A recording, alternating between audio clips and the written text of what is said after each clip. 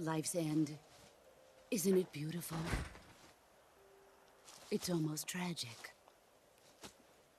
When life ends, it gives off a final lingering aroma. Light is but a farewell gift from the darkness to those on their way to die. I've been waiting, Snake, for a long time. Waiting for your birth, your growth, and the finality of today. Boss, why are you doing this? Why? To make the world one again. The world used to be whole. But with the end of the Second World War, the philosophers began to fight amongst themselves, and the world was torn apart. The Cobras, my comrades who trained and fought alongside me, were torn apart as well. The foibles of politics and the march of time can turn friends into enemies just as easily as the wind changes. Ridiculous, isn't it? Yesterday's ally becomes today's opposition. And this Cold War? Think back. When I was leading the Cobras, America and Russia were fighting together. Now, consider whether America and Russia will still be enemies in the 21st century. Somehow I doubt it. Enemies change along with the times, the flow of the ages, and we soldiers are forced to play along. I didn't raise you and shape you into the man you are today just so we could face each other in battle. A soldier's skills aren't meant to be used to hurt friends. So then what is an enemy? Is there such a thing as an absolute timeless enemy? There is no such thing, and never has been. And the reason is that our enemies are human beings like us. They can only be our enemies in relative terms. The world must be made whole again. The philosophers must be reunited. I will devote my skills to that purpose. And with the Colonel's money, I will achieve that end. Just as I once created the Cobras. They are my family. I may no longer be able to bear children, but I still have a family.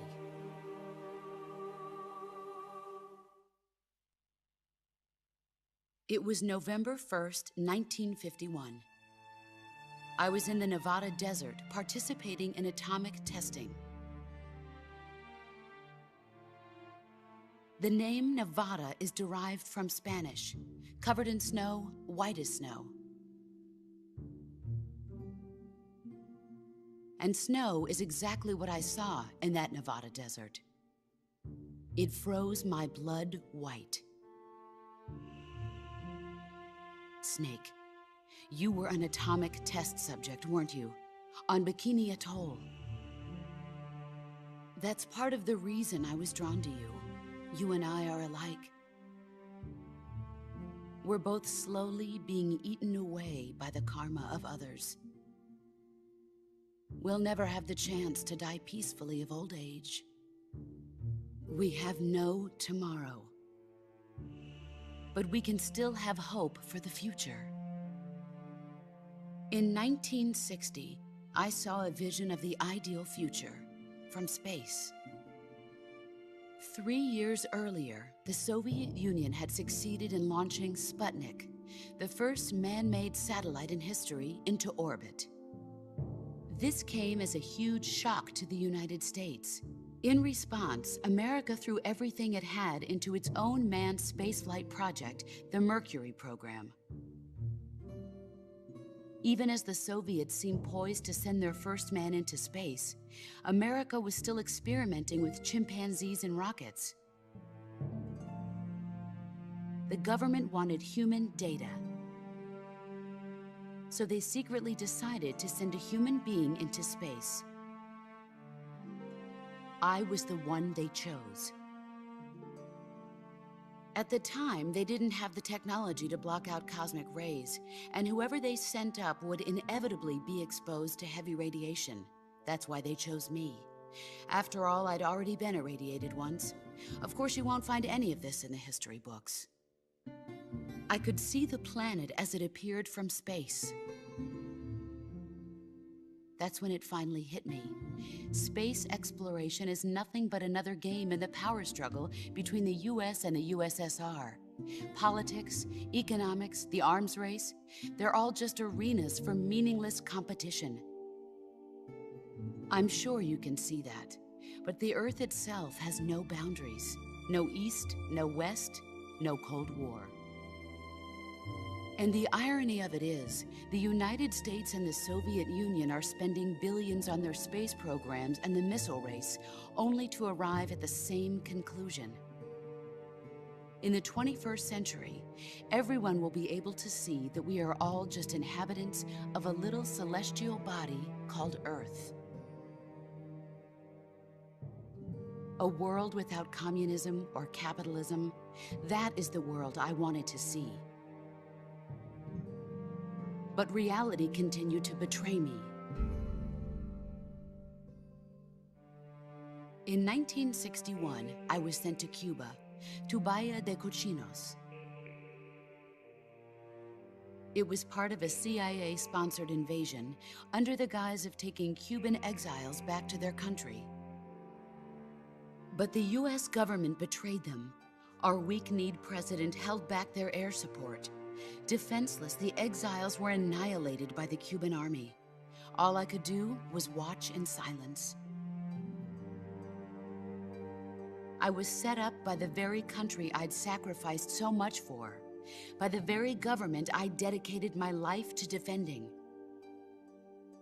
I was driven from the surface world, and I went underground. Then, 2 years ago, I faced the Sorrow, my old comrade in battle. He was my friend. But one of us had to die. I was left with no choice. The Sorrow gave his life for me. There is no enmity between us. One must live, and one must die. That was the mission. The ones who gave me that mission were the philosophers. Early in the 20th century, the true holders of power in the United States, the Republic of China, and the newly formed Soviet Union gathered together in a secret meeting that would later be known as the Wise Men's Committee. The secret pact they formed there marked the beginning of the philosophers.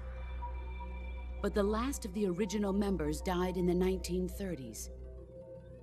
After that, the organization began to run out of control, and the Wise Men's Committee degenerated into a mere shell of its former self. The philosophers of today have no sense of good or evil.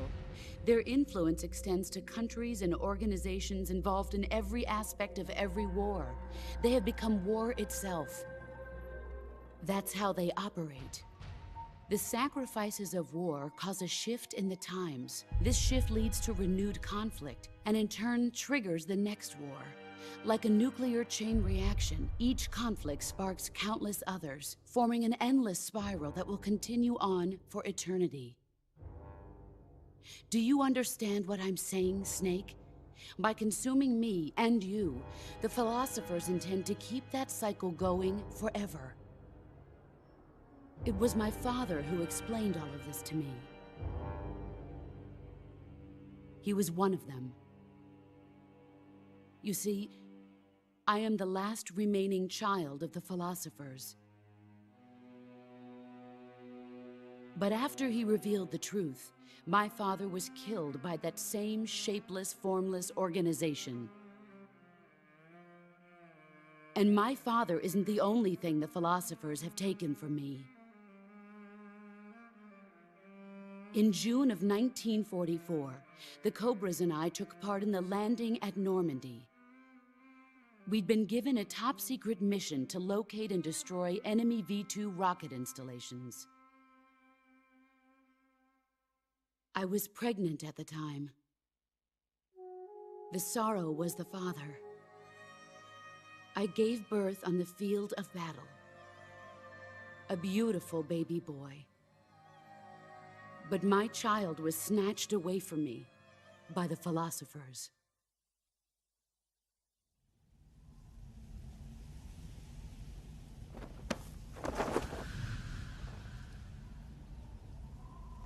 Look at this scar. This is proof that I was once a mother. I gave up my body and my child for my country. There is nothing left inside me now. Nothing at all. No hatred, not even regret. And yet sometimes at night, I can still feel the pain creeping up inside me, slithering through my body like a snake.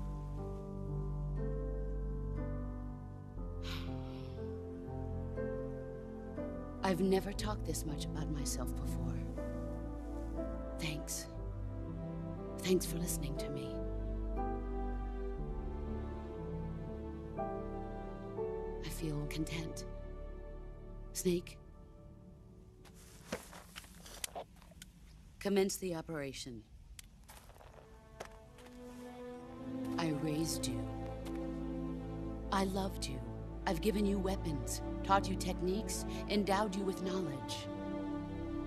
There is nothing more for me to give you. All that's left for you to take is my life, by your own hand. One must die, and one must live. No victory, no defeat. The survivor will carry on the fight. It is our destiny. The one who survives will inherit the title of boss.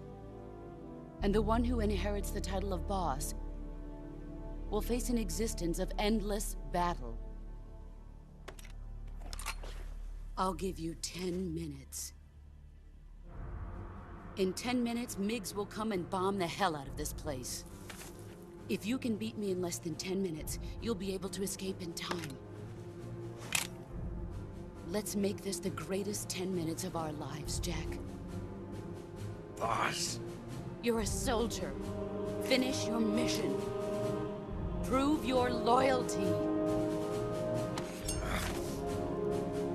Face me.